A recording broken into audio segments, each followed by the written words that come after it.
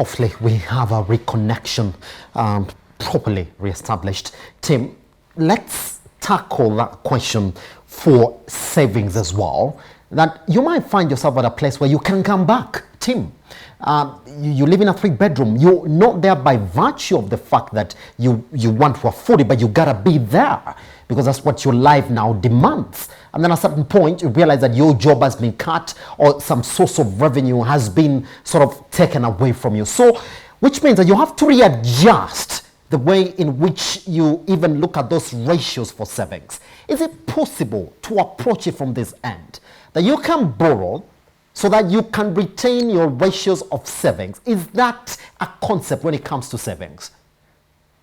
Yeah, absolutely. I think that I actually really think that anyone under 30 should not own a car. I think if you have to ride, you should probably not even have to own a car, because cars is just one of those liability that is considered for many young people a source of freedom, but it just continually consumes. If I think that if young people could postpone even the decision to buy a car, just the same way I think someone that you realize all of a sudden that you now have a certain lifestyle that you don't think you can sustain beyond a certain age, I think you have either of two options. One is to increase income, which is a possibility for many people. Many people can say, I work 8-10 hours every day. I want to work extra 4-5 hours to increase more income. Or quite honestly, see if you can make decisions to either move maybe a little bit out of town so that you can lower your rent.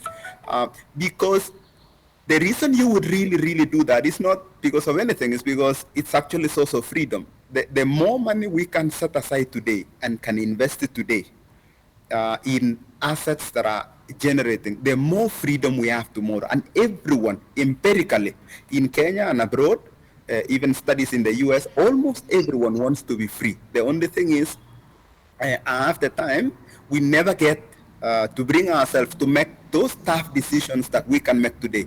So I think we all will suffer from that problem that you just said, which is Parkinson law. All our incomes, all our expenses grow into our income almost all the time. If you are earning 50,000 today and you earn 100,000 tomorrow, you always find use for the money. And so the trick is, before you discover uses for the money, you set aside until you get to the place where you can really live on much less. And I think it's not too late to begin. I think people can begin today. Everyone should be able to begin today. The right time to begin is today.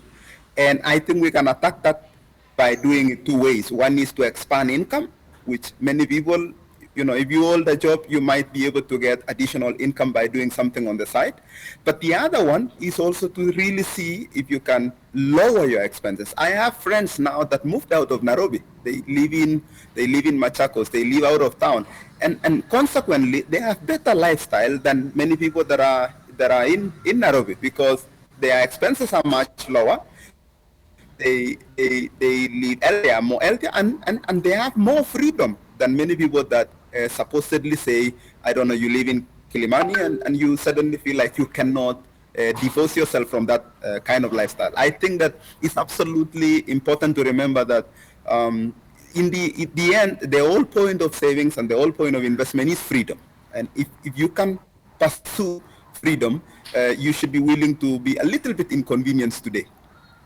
Pretty much, Tim, it's a pity again that we ran out of time, but we need to reorganize this conversation, and hopefully we get a better internet connection, because wow, we've just scratched the surface. A lot of questions that we can actually throw around this area, especially personal questions.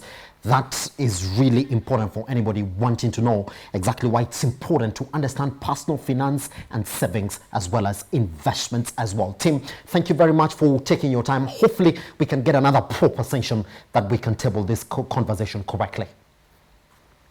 Thank you, Simba.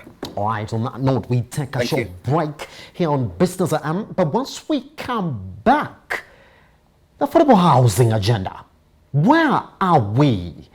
And let's talk about the real estate of this area. Now, we do know that that our deficit so far stands at 250,000 units, all right, which against a supply of 50,000, which means that if you look at where we are, we're standing at a deficit of 2 million units, which keeps on growing annually at 250,000. And so if we talk about our general housing deficit in the country, we stand at 80%. Can we get solutions for that? And where are we once we come back here on a business?